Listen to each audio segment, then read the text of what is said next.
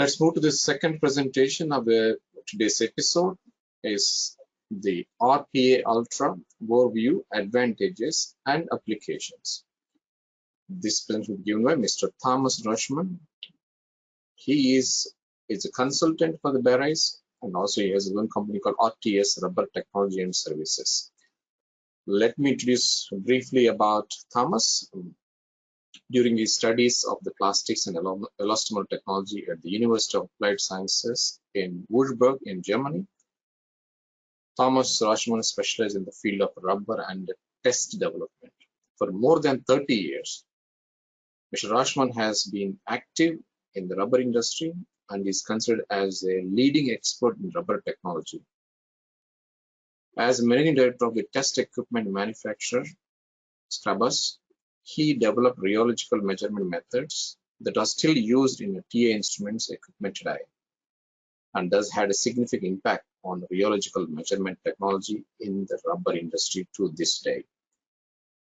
Since 2020, Thomas has been a consultant at Bareiss Test Equipment, where he supports the development of advanced test methods for polymers and compounds. His experience in the development of new measurement technology provides the decisive impetus for the RPA Ultra from Bareiss, a Rheometer that offers unprecedented possibilities. So let's welcome Thomas Rushman to give a talk on the RPA Ultra Overview, Advantages and Applications. Yeah, thank you. Thank you, Param, for this kind introduction, and thanks for having the opportunity to give this talk today. Thanks for this. Thanks for organization. Yeah, I would like to start immediately with my talk and would give you first a small overview of the agenda, what my plan is today. Today plan is to give you an introduction about our motivation, why we developed a new RPA or a new Rheometer for the rubber industry, and compare this with the current testing standards which are available in the market. I would like to show you more details about the standard test methods which are all included in the RPA Ultra, and for sure give you our new ideas and new development. Means something about steady shear mode. This is a new test method to measure the real viscosity on rubber compounds and polymers. So let us start immediately. So what is a standard test? What we all know since many years in rubber industry, it is a Mooney test. It's a very important test. It's a well-known test, but honestly, it's a patent from 1930, so some years old. And when we are honest, we are not measuring a viscosity which has a unit in Pascal seconds. It's just a torque. What we measure is a torque as a function of time. And that is what you see on the graph on the left side. We have the preheat time, normally 1 minute. We have a test time, which is called the viscosity test. And sometimes people are using additional, for example, 2 minutes after testing, stopping the rotor. We are doing a relaxation test. So this is a typical test what is used in the rubber industry, and it's called the ML1+4, which means Mooney large rotor, 1 minute preheat time and 4 minute test time. This is a standard test which is well known in rubber industry.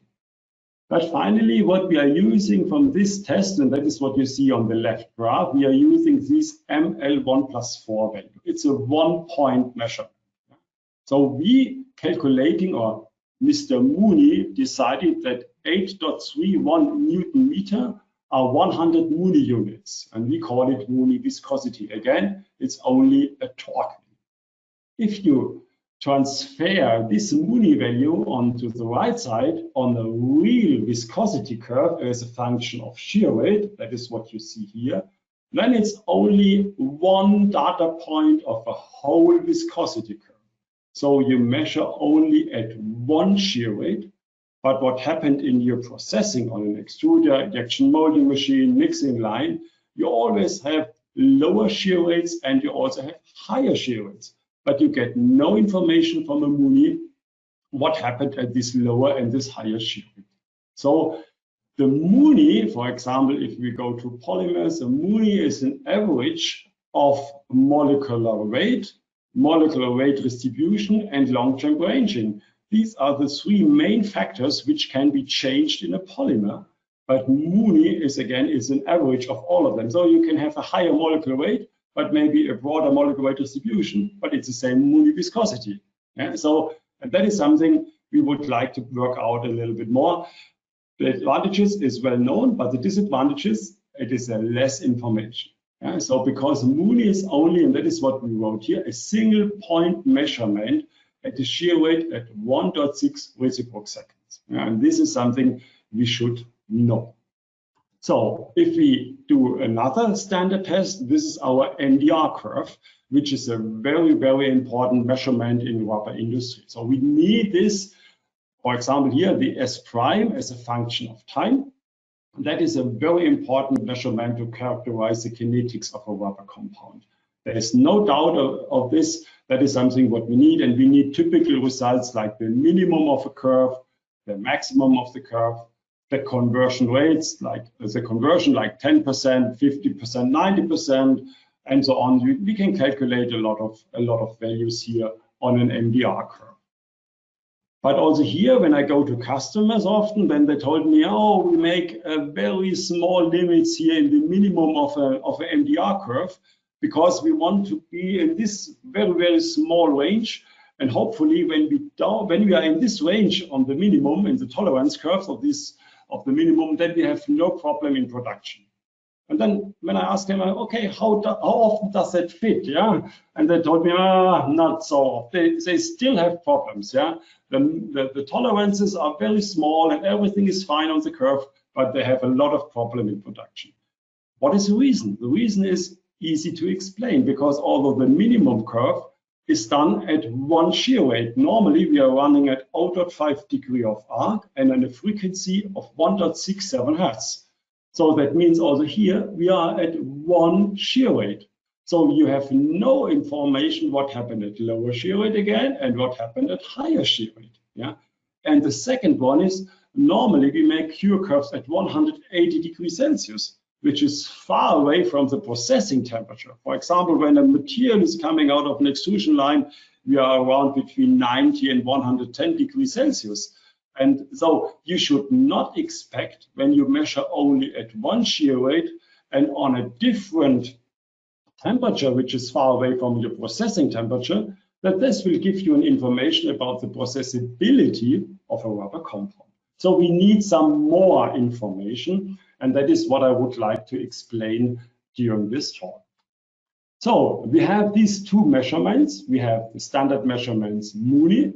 We have the minimum of the cure curve, and again, only one shear rate, and on the cure curve, we are far away from the processing temperature. So that is something we want to go on. Before I go to the processing, I would like to give you an information how a rheometer is working. It's an MDR, an RPA, or a rheometer. So on the right side, you see on the bottom, you have the stepper motor or motor.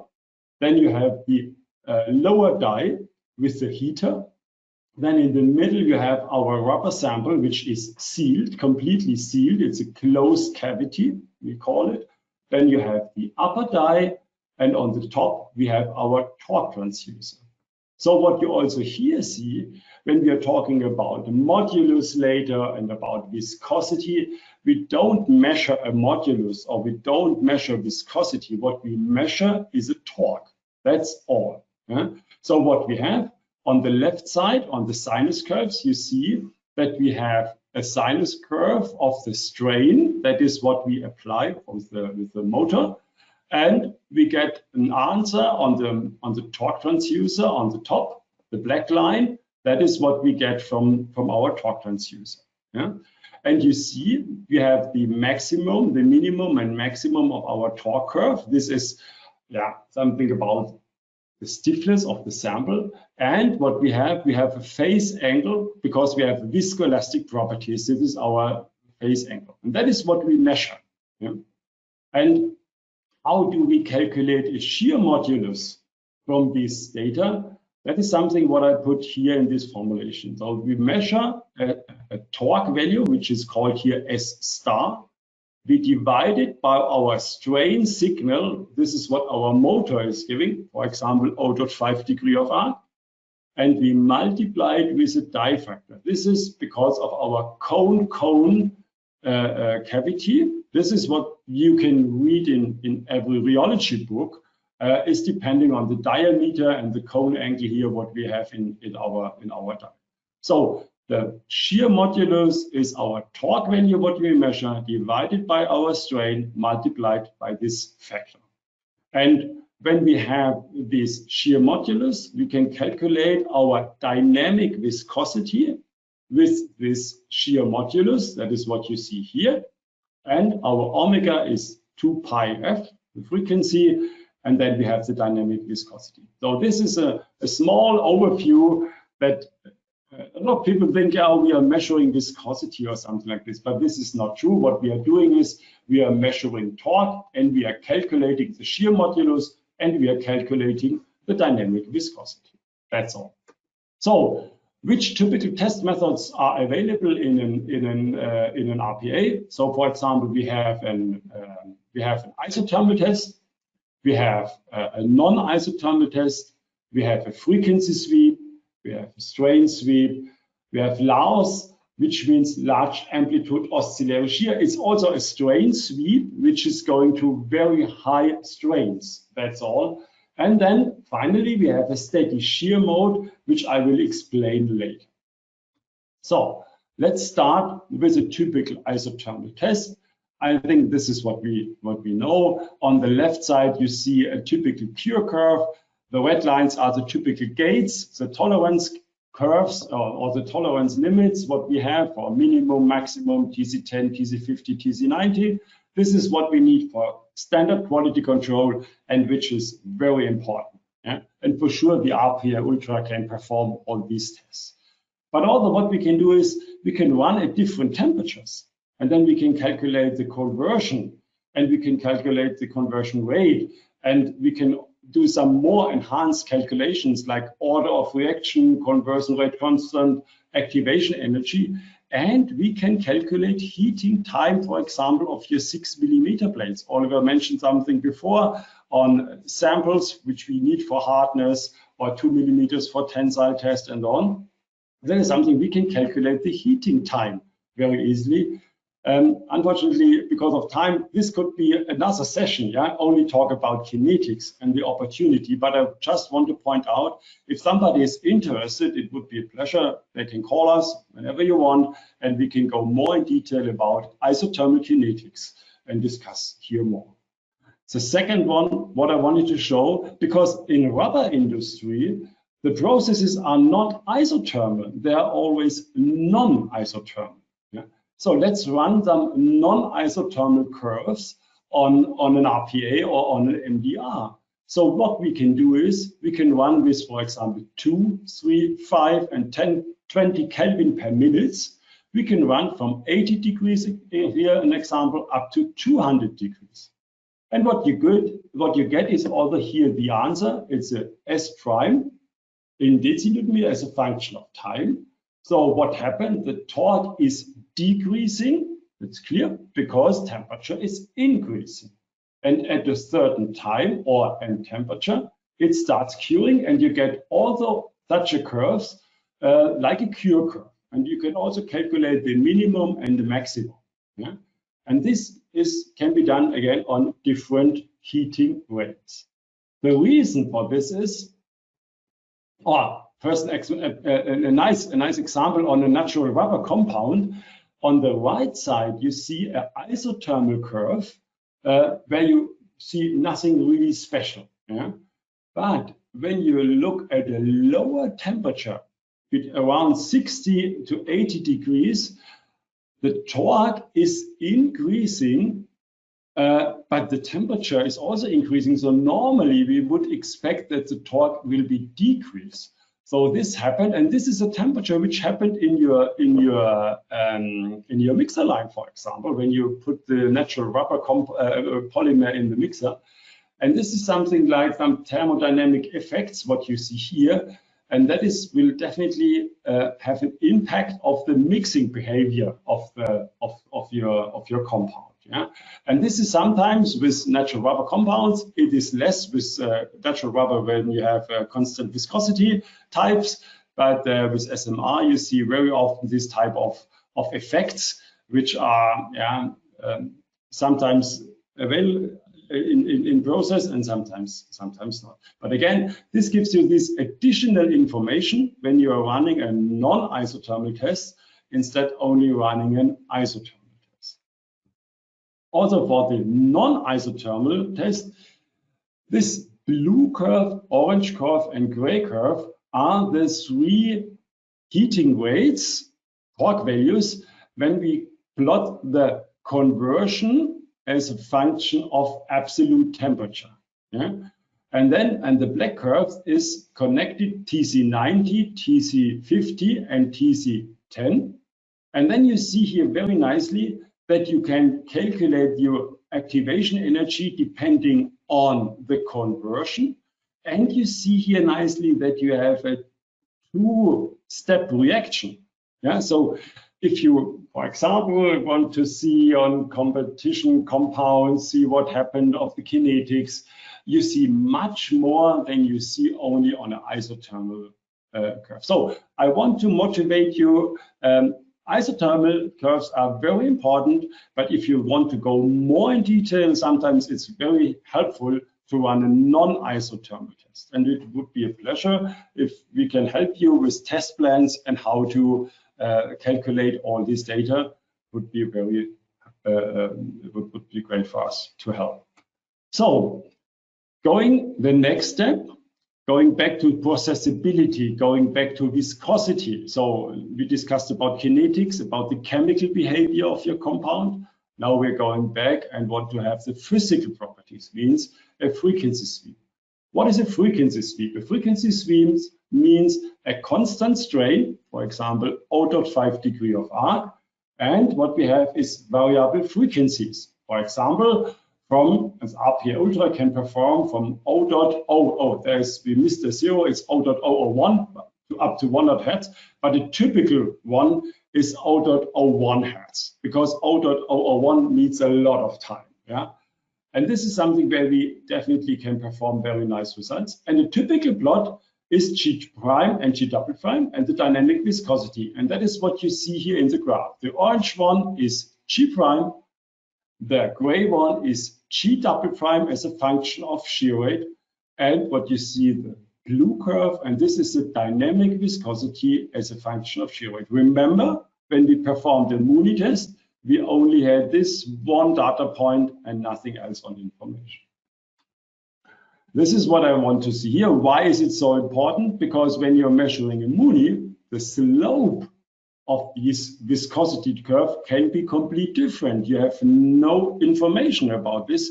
And this slope of this viscosity curve has a huge impact of the processability of your rubber compound. Yeah, that is the reason why Mooney is so limited on information. So again, how to calculate it? So G prime, again, you remember, we measure a torque, we divide it by the strain, and we multiply it by our die factor of our cone rheometer. Also the same for G double prime, and again, also for the dynamic viscosity. So this is something what we can do. So if you have the torque values as a function of strain, you can do this very easily every time to calculate modulus and dynamic viscosity.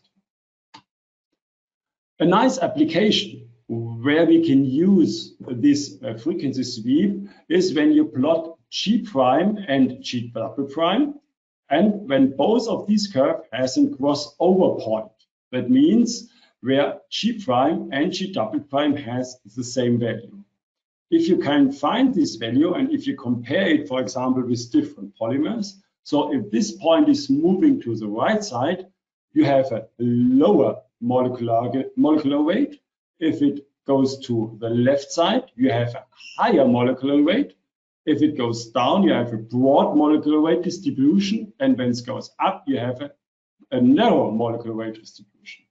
And this is something which gives you a real information about structure. So it's not only an average between molecular weight and molecular weight distribution. No, it really gives an information. And this is a well-known polymer test, and which can be also used for rubber compounds. I will show you later some more examples on, for example, EBDM.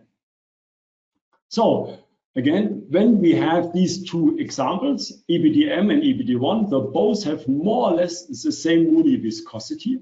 If we plot the dynamic viscosity and look at this, when we are in the range of the shear weight of Moody, yes, they are definitely the same. We see a little bit differences here and here, but it's a log scale. Yeah? So we will see more if we plot again G prime and G double prime. Yeah, so you see on the orange one, you have this crossover point, which means molecular weight. Yeah, it's on this position. And the blue one, you see, you have to make much lower shear weight. So the crossover point being the out of the graph, it was on the left side. So there is a huge difference in the structure of these two polymers. But if you buy an order with Moody viscosity, it's the same, but this will have complete different behavior during the mixing process. It will have complete different behavior on injection molding, transfer molding, extrusion. So you will be definitely not happy about this. Another indication of this will be the tangent delta. Maybe you heard of the tangent delta. The tangent delta is a calculation, is a ratio between G double prime and G prime. So it gives you something about the elasticity, and it gives you something about the viscous behavior of the compound. Yeah, so I call it always, it's an information about your viscoelastic properties. Yeah. And over here, you see, when you go to a lower shear weight, and then you see huge differences in tangent delta. Again, both have the same Moody viscosity. So if you're running frequency sweep, and maybe you already have an RPA in your company, and if you want to see differences in structure of polymers, please go to this lower shear weight. Here you can really nicely differentiate if they have the same structure or not. Yeah? This is a very, very important information. And this is helpful with this type, with the frequency sweep. We can perform very easily, and where RPAs are very, very, very strong. So the next one would be the strain sweep.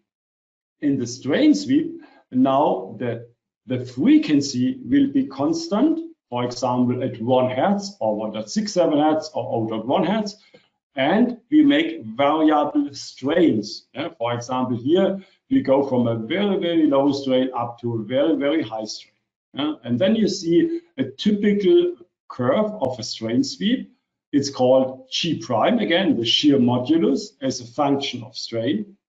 When you go for at a very, very, very low strain, the modulus is independent of the strain. If you remember, we said we calculate the G prime is the torque divided by the strain multiplied by the die factor. So if we have torque divided by strain, so we double the strain, and if we double in the same time the torque, so modulus is the same. So we are in the linear viscoelastic regime, and which gives you very, very nice shoe figures. Yeah? So that is something what you see here. If you increase the strain, more or less we go to the non-linear viscoelastic regime. That means you are increasing the strain, but torque will not increase in the same time. And then when you go to a very, very high strain, this means around 1000% of strain, you go to LAOS. It's called LAOS. It's large amplitude oscillatory shear. I will explain a little bit later here in this presentation. So this is something where you can see what we have. These little laser shoe figures are significant different. Yeah, and the LAOS test is very, very sensitive to another component which is important on polymer. It's the branching of a polymer. Yeah, remember in the beginning we had this triangle on the Moody. Mooney is an average of molecular weight distribution, and long chain branching. And here we can differentiate very nicely the long chain branching of polymers, and that is what I would like to show here. The next speaker will be Henri Bareiss, and you see he published something. It's in 2008, so it's some years ago, where the people found out a lot of nice information. Just a little bit theory before we go back to application. So the red line is the sinus curve of our motor. Yeah, and normally we would expect as an answer the blue curve. Yeah.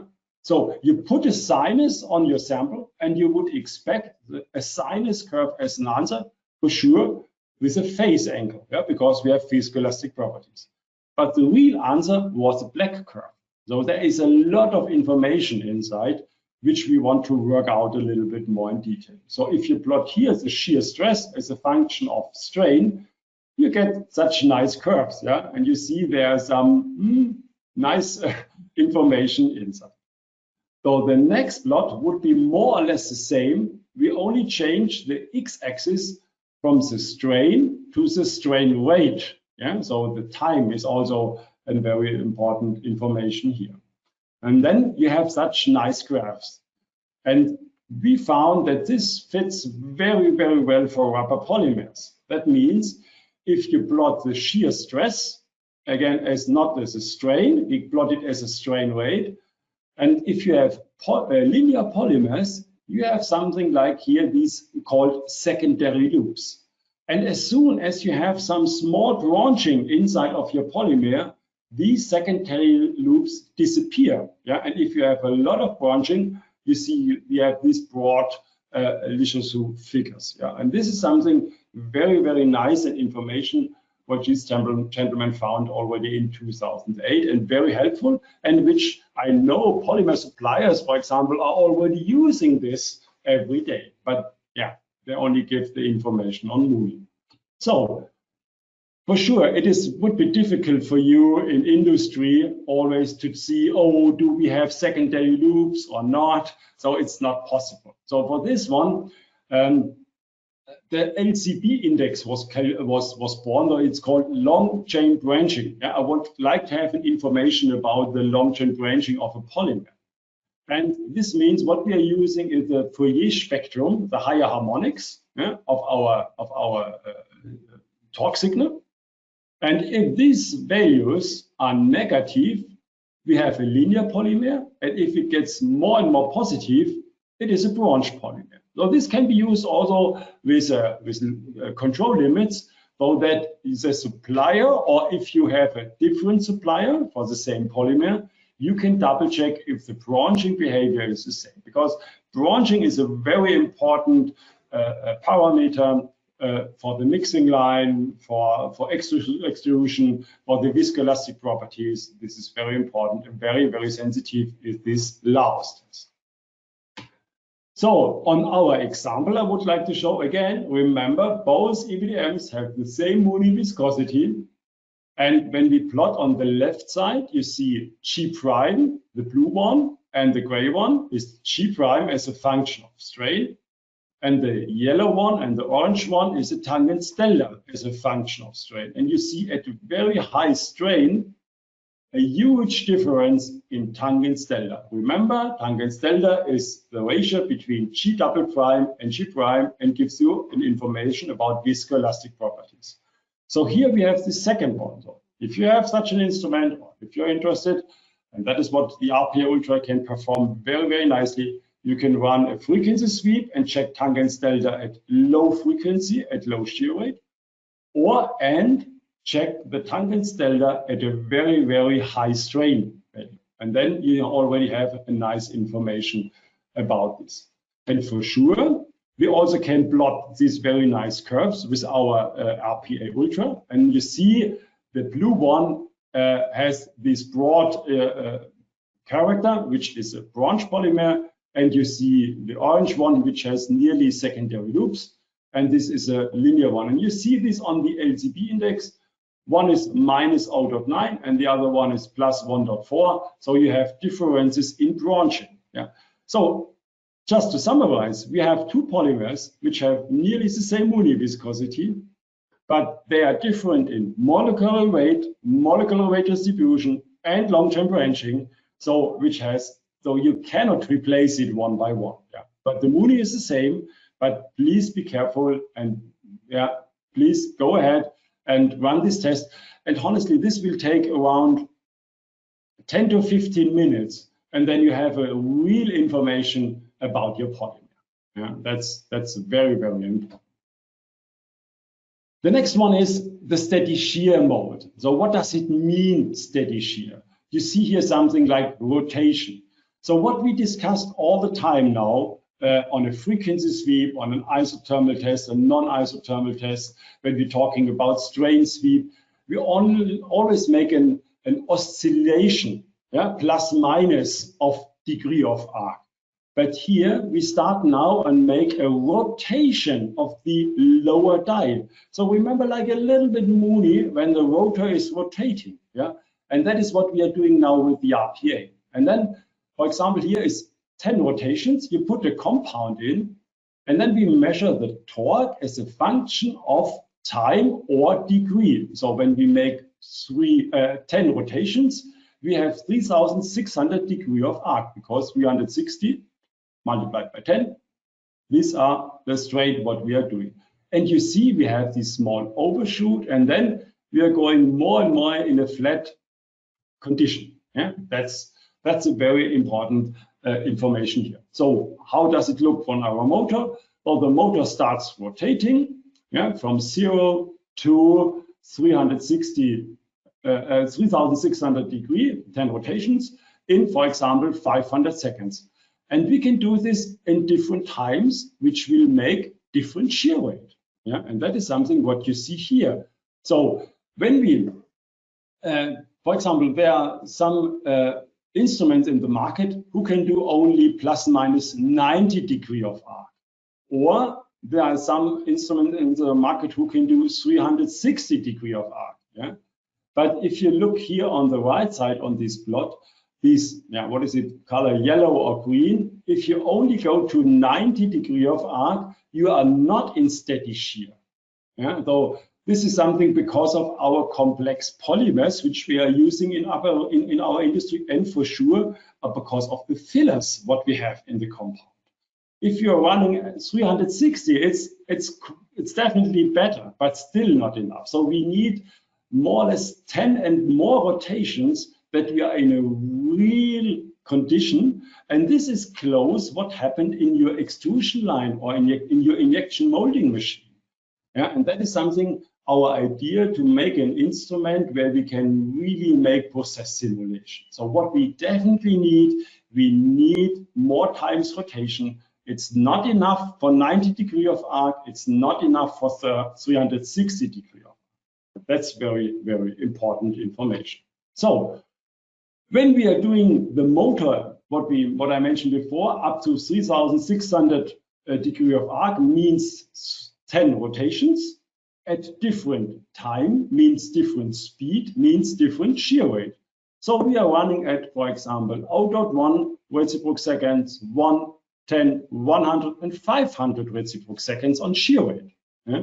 And then you get this curve. You have this overshoot, and then going in this steady shear conditions. So when we plot these steady shear conditions and we transfer it on the right side and plot the viscosity as a function of shear rate, we get these nice, very, very nice viscosity curves. So now we have not longer a dynamic viscosity. Dynamic viscosity is always oscillating, but in your machine outside, it's never ever oscillating, it's rotating everything. Yeah. So this is coming much closer to reality than what we measured before, or what is done on a frequency sweep. Another very important message, what I want to say, another opportunity to measure viscosity is a high pressure capillary rheometer. But when I'm discussing with these guys, everybody's telling me, oh, he's doing a lot of corrections, and so I'm not a friend of all these corrections, because what we are doing here, we have the die constant of our cone rheometer. We are measuring a torque. We multiply it with this die constant, so we have the shear stress. And then we take the shear stress, calculating by the shear weight, and we have the viscosity. Done. No correction. These are really measured values, only calculated with the geometry factor of our die. So there's no corrections needed. Does it work? Yes, it is. So we compared it. On the left side, we used a very easy linear polymer. Yeah? And then we run a dynamic viscosity test, which is here the blue line. And we run the steady shear viscosity test, what I mentioned before, with these different shear rates, with these different speeds. And because of the Cox-Matz rule, because it's a linear polymer, both should be on the same. And it is. Though it works perfect, our RPA Ultra. When you go to a rubber compound, the Cox-Matz rule cannot work anymore because it's depending on fillers. Yeah. So, for example, here, if you will use the dynamic viscosity of a rubber compound, it's the blue curve. If you run a steady shear viscosity on the rotation, which is close to the reality, what happened in your machine, the viscosity is on a complete different level. And for example, if you would like to use something for simulation and you would give somebody the dynamic viscosity, it will definitely fail. He will have no chance to simulate the process. Yeah? So dynamic viscosity is not able to support simulation. Yeah? That's important. So you definitely have to go to this steady shear viscosity. I would like to give you a real example what we did here in Germany with a group together. You see on the colors, maybe this is from Evonik. It was Freudenberg, Continental, included a lot of companies. And we used some of these compounds. Yeah, though this is, we changed the polymers. It's a CB22, which is a linear BR, and the 1220, which is a branch polymer, for sure, compared with plus the SBR, and with different fillers. Because it's a lot of compounds, we are focused on 4 compounds. Yeah. So you see, sample number 4 and 7 have the same polymer, the linear Buna, but the first one has the silica silane, and the 7 has the carbon black. 11 and 14, the same filler combination, but a different polymer, the branched one. And we wanted to see how can we describe the viscosity, the real behavior, processing behavior of such compounds. Which instruments can do this? And honestly, we worked a lot of years. You see, we published already something in 2017. So because we failed all the time. Yeah. One very nice method is the Garvey. Yeah, maybe. I'm pretty sure a lot of people of you know Garvey. So it's an extrusion test where you can see and where you give an order how good or how bad the extrusion result is. Yeah, and for sure for these M4, which has a linear polymer and it has a silica silane, it's horrible in processing. Everybody knows. And the opposite is, for example, sample 14, where we have a branch polymer and we have a nice carbon black, which is much better. Yeah? And this is also here in this ranking of these Garvey ranking. You can see this very nicely. So the idea was now, can we make these correlations? So when we look on these 4 samples, 4, 7, 11, 14, yeah, remember 4 is this one with a linear polymer. And with this silica silane, you see these very, very bad Garvey results. Yeah, and on the other side, you see 14, which has a very nice surface. Yeah, so, but honestly, no instrument. We did a lot of dynamic tests. We did a lot of high pressure capillary emitter, but nobody really could find a nice method. So we run a steady shear test, and I would like to explain you this graph. So what you have here is the shear stress as a function of shear weight. Here are our 4 samples. Remember, so the green one, the orange one is sample number 4, and which has the very, very bad processing behavior on Gavi because of linear polymer and silica silane. Yeah? And if you look, for example, in 14, it's much better, a bronze polymer and a carbon black. And you see, if you go to shear weight, what normal instruments have, if you go to lower shear weight, this means Muni. Look at the shear weight at 1. This is Muni. Muni gives the highest Muni for sample number 11. Yeah, but this is in Gavi. There is a complete different information. When we go up to 500 reciproc seconds, if we go to a very, very high shear weight, and then we have the nice ranking of Gavi again. So you see on the left side, we have our shear stress at high shear weight compared to the Gavi ranking. We get a very nice correlation. So you see all compounds you are flattening here at higher shear rates are good in processing, which are increasing more and more and more and more at high shear rates.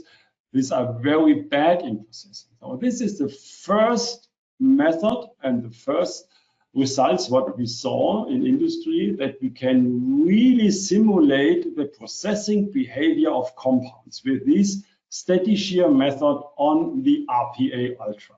Yeah? And that is something where a lot of people are very excited now, and where we are going on with a lot of tests where we want, which is planned. So this is something what I wanted to discuss and wanted to present today. For sure, all dynamic tests are important to give you an information about polymer structure, give you an information about molecular weight distribution, and long-chain branching. But if you really would like to have an information about the processing behavior, you need to go to a steady shear mode. The RPA Ultra is able really to perform both dynamic tests and processability tests. And that is something what we discussed, and I told you before, what we developed together with industry. There's a lot of people, and we want to say thanks again here. And again, it would be more than a pleasure to go in touch with you and run some samples for you, introduce more, go more in detail, and discuss hopefully soon personally. Thank you very much for this, for your education. Thank you. Thank you very much, Thomas. Very informative presentation on the RPA and also applications. Fantastic. Thank you very much.